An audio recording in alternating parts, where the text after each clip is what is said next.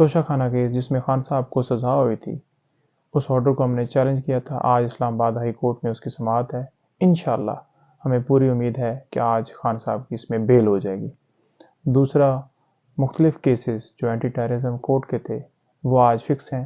اس میں ہم استدعا کریں گے یا تو ویڈیو لنک کے ذریعے انہیں شامل کر لیا جائے خان صاحب کو، یا پھر خان صاحب کو جو ہے یہاں پر عدالت میں طلب کیا جائے، جو کہ واضح دونوں صورتیں جو ہیں قانون کے اندر موجود ہیں۔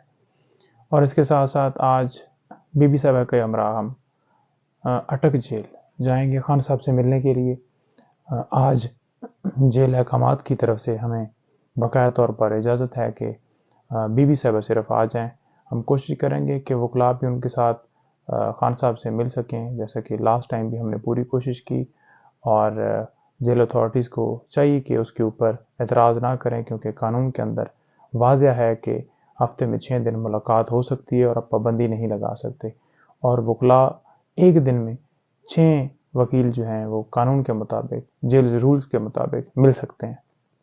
تو آج ایک تو ہم وہاں جائیں گے، اور دوسرا مختلف کیسز کا آپ کو میں نے بتایا ہے۔ ایک توہین الیکشن کمیشن بھی آج لگا ہوا ہے، حالانکہ قانون کے اندر کہیں پہ توہین الیکشن کمیشن کا ذکر نہیں ہے، ہمیشہ کنٹیمپٹ آف کورٹ ہوتی ہے، اور جو الیکشن کمیشن ہے وہ اتھارٹی ہے نہ کہ کورٹ ہے۔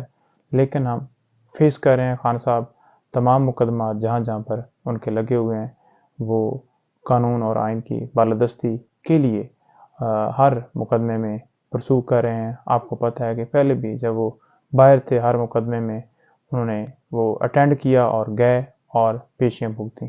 Thank you so much.